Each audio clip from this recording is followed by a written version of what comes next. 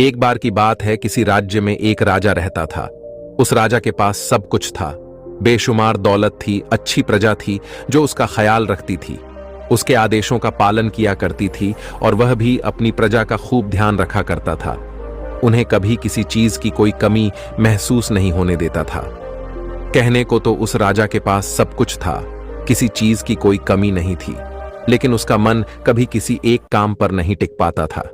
वह जब भी किसी भी चीज को करने का प्रयास करता तो उसका ध्यान कहीं और भटक जाता। इस चीज को लेकर वह बहुत चिंतित रहता था। कई बार वह अपने बगल के राज्य के राजाओं से भी मिला और सभी ने उसे अलग अलग राय दी थी। सभी ने उसे अलग अलग तरीके बताए थे।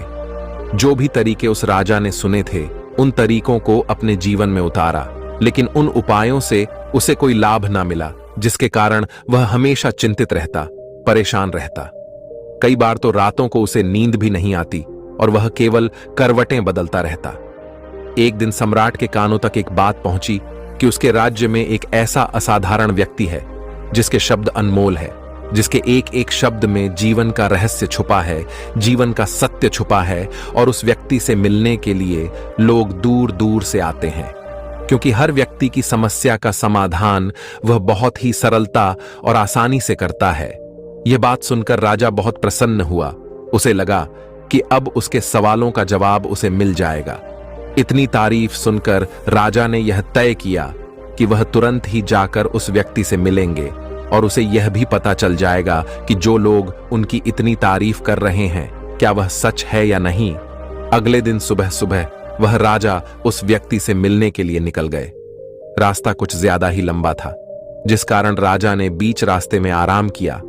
वहां पर उपस्थित हर कोई उस व्यक्ति के बारे में जानता था। जब राजा ने उनसे उस व्यक्ति के बारे में पूछा तो वे लोग उस असाधारण व्यक्ति की खूब तारीफ कर रहे थे। तभी राजा ने सोचा कि लगता है यह व्यक्ति बहुत बुद्धिमान है, बहुत ज्ञानी होगा और प्रभावशाली व्यक्ति होगा, अन्यथा हर कोई उसकी इतनी तारीफ नहीं करता। जरूर ही उस व्यक्ति में ऐसी कोई बात अवश्य है जिसके कारण हर कोई उन्हें जानता है और उनकी तारीफ कर रहा है।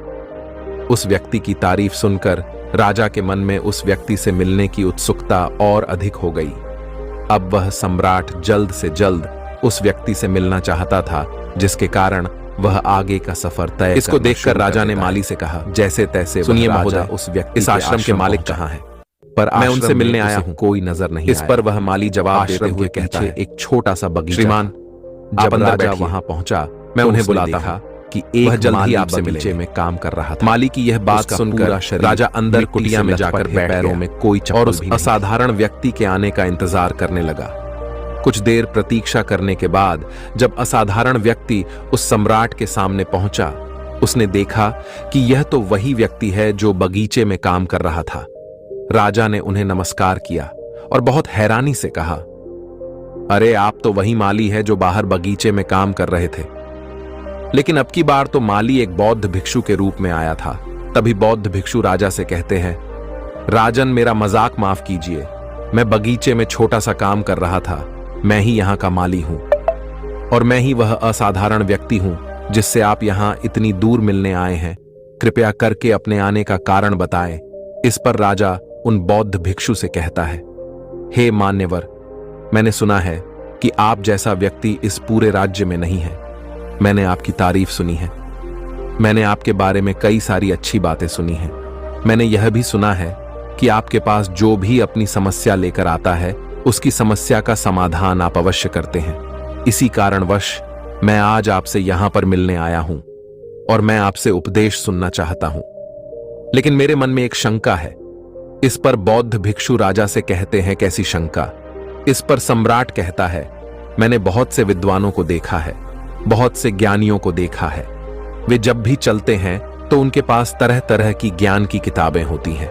उनके पास ऐसा कोई ना कोई संकेत जरूर नजर आता है जिससे यह पता चल सकता है कि वे लोग ज्ञानी हैं। लेकिन आपके पास तो ना कोई ज्ञान की किताबें हैं और ना ही कोई ऐसी कला के संकेत जो आप में नजर आ रहे हैं, लेकिन उसके बावजूद आप बहुत शांत नजर आ रहे हैं। क्या आप मुझे इसका रहस्य बता सकते हैं? इस पर बौद्ध भिक्षु मुस्कुराने लगे और राजा से कहते हैं, मेरा ज्ञान तो इस संस्कार में प्रकृति के रूप में हर जगह है। मैं अपना ज्ञान जीवन की सरल और साधारण वस्तुओं से ही लेता हूं। पर राजन, आप यहां किस समस्या को लेकर परेशान हैं? कृपया आप मुझे आपके यहां आने का कारण समझाएं। इस पर राजा कहते हैं, गुरुवर, मेरे यहां आने का कारण यह है कि मैं किसी भी काम को लेकर लंबे समय तक उसी कार्य पर अपना ध्यान नहीं लगा पाता हूं। मैं कुछ ही देर में उस कार्य से भटक जाता हूं।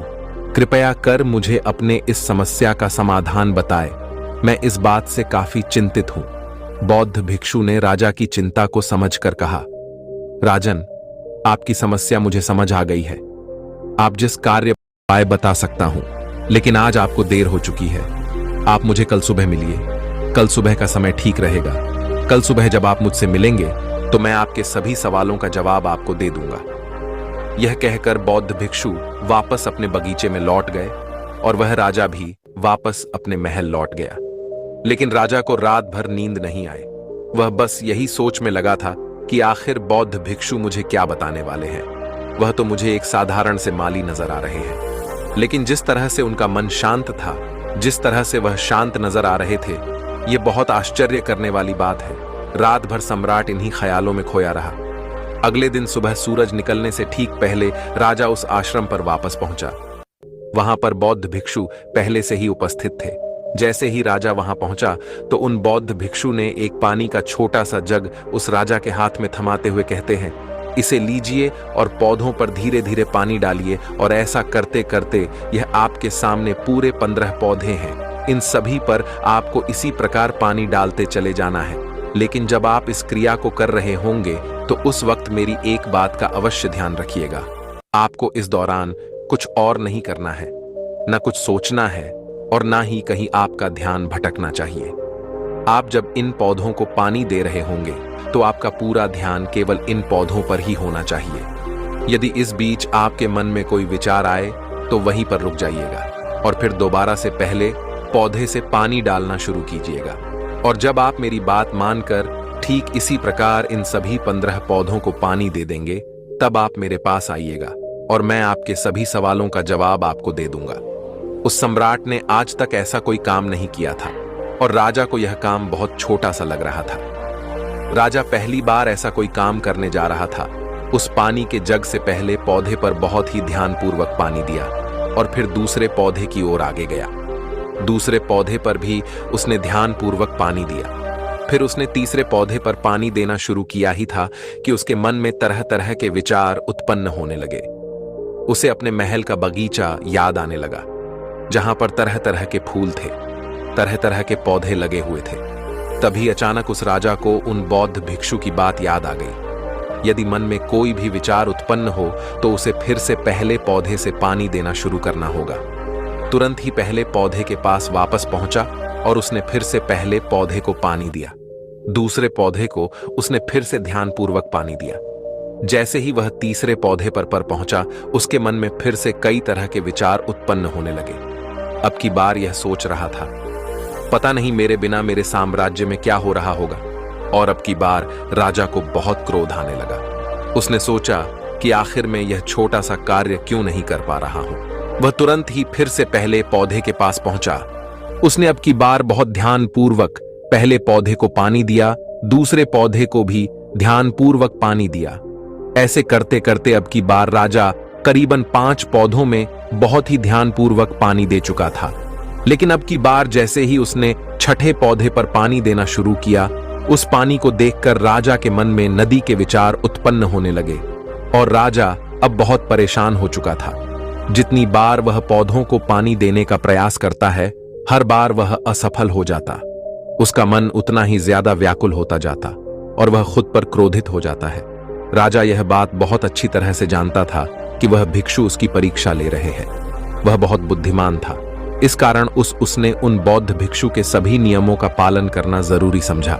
राजा जितनी बार भी कोशिश करता है, हर बार वह असफल हो जाता। उसका मन उतना ही ज्यादा व्याकुल होता जाता है, हमेशा खुद को किसी ना किसी विचार में उलझा हुआ पाता। ऐसे ही करते करते सुबह से शाम का वक्त हो चुका था, लेकिन अब तक वह राजा पूरे 15 पौधों में पानी नहीं दे पाया था। जब बौद्ध भिक्षु लौटकर शाम को वापस आश्रम लौटे तो उन्होंने देखा कि वह राजा हार कर बैठा हुआ है और तरह तरह की बातों में उलझा हुआ है। तभी बौद्ध भिक्षु राजा के पास पहुंचे और कहने लगे, हे राजन, मैं तुम्हारी ईमानदारी से बहुत खुश हूं। तुमने अपने कार्य को पूरे मन और लगन के साथ करने का पूरा प्रयास किया। इसलिए जो बात मैं तुम्हें बताने जा रहा हूं उसे बहुत ही ध्यानपूर्वक सुनना और समझने का प्रयास करना। जब हमारा मन विचारों से खाली हो जाता है तब उसमें मन का असली स्वरूप नजर आता है। तब साधारण से साधारण सा काम भी हमें ज्ञान और शांति देता है। इस पर राजा उन बौद्ध भिक्षु से कहता है, हे महाराज, पर यह कैसे संभव है? मैं तो जब भी कोई कार्य करता हूं तो मन में कई तरह के विचार उत्पन्न होते हैं और मैं उन विचारों में फंसा कर रह जाता हूं और वहां से बाहर निकलने का कोई रास्ता मुझे नजर नहीं आता। तभी बौद्ध भिक्षु मुस्कुराने लगे और राजा से कहते हैं, हे राजन, तुम पौधों में पानी नहीं डाल रहे थे। तुम तो जल्दी जल्दी अपने इस कार्य को बस खत्म करना चाहते थे। तुम्हारे मन में तो यह विचार उत्पन्न हो रहा था कि तुम जल्दी से जल्दी इन 15 पौधों में पानी दे दो और उसके बाद तुम मुझसे मिल सको, मुझसे अपने प्रश्नों का उत्तर जान सको। किसी कारणवश यह कार्य तुम्हें बोझ सा प्रतीत हो रहा था, मानो मैंने तुम्हारे कंधों पर एक बोझ रख दिया हो, और यही कारण है कि तुम अपने आप को इस पल में रोक नहीं पाए। जब हमारे सामने रखा हुआ कार्य बोझ लगता है तो हम उसे बस जैसे तैसे खत्म करना चाहते हैं और उस काम को करते समय हम अपना पूरा ध्यान उस कार्य पर नहीं दे पाते। किंतु अगर तुम इस पल के महत्व को समझ पाते, इसके महत्व को महत्व दे पाते और केवल पौधों और पानी पर ध्यान देते तो तुम्हें कोई भी विचार परेशान नहीं कर पाते। इस पर राजा कहता है, हे गुरुदेव, मुझे आपकी यह बात समझ में आ रही है कि मैं जल्दी जल्दी इस कार्य को खत्म करके आपसे मिलना चाहता था, जिस कारण मेरा मन इस कार्य में पूरी तरह से नहीं लग सका। लेकिन यह एक पल है जो हम जी रहे हैं, उस पल में रहना बहुत कठिन है। क्या मुझे इसके लिए कोई तपस्या या तप करना होगा? इस पर बौद्ध भिक्षु एक बार फिर मुस्कुराने लगे और राजा से कहते हैं, जिस शांत मन की तलाश तुम कर रहे हो वह शांत मन तो पहले से ही मौजूद है, वह तो पहले से ही तुम्हारे भीतर है। इसके लिए तुम्हें कहीं भी जाने की कोई आवश्यकता नहीं है और ना ही तुम्हें कहीं शांत जगह जाने की आवश्यकता है। इसके लिए कुछ जरूरी है तो वह है अपनी सांसों पर ध्यान देना। इसलिए अपनी सांसों पर ध्यान देना सीखो। हम किस तरह से सांसें ले रहे हैं और किस तरह से त्याग रहे हैं, इस बात को देखने और समझने का प्रयास करें। तब तुम्हें यह समझ में आ जाएगा कि तुम्हारा शांत मन तो तुम्हारी सांसों के साथ ही बना हुआ है। उसके बाद तुम चाहो तो कोई भी कार्य करते वक्त भी अपनी सांसों पर ध्यान दे सकते हो। जब तुम कहीं चल रहे हो, कोई ऐसा कार्य कर रहे हो, तो तुम्हें अपनी सांसों पर ध्यान देना चाहिए, या कोई भी ऐसी क्रिया जो तुम्हें वर्तमान से बांधे रखें। इसका एक और तरीका है, 2-4 मिनट अपने आसपास की प्रकृति पर गौर करके देखो कि क्या चल रहा है तुम्हारे आसपास। इससे तुम वर्तमान में आ जाओगे। फिर तुम अपने कार्य को जल्दी जल्दी बस यूं ही खत्म नहीं करके उसे पूरे मन से करने का प्रयास करो, जिससे तुम्हारा मन एकाग्र होगा। और जब तुम्हारा मन एकाग्र होगा तो तुम चाहे कोई भी कार्य क्यों ना करो, फिर चाहे वह छोटा हो या बड़ा, तुम्हारा मन उसमें पूरी तरह से विलीन हो जाएगा और वह कार्य ही तुम्हें शांति और ज्ञान भी प्रदान करेगा।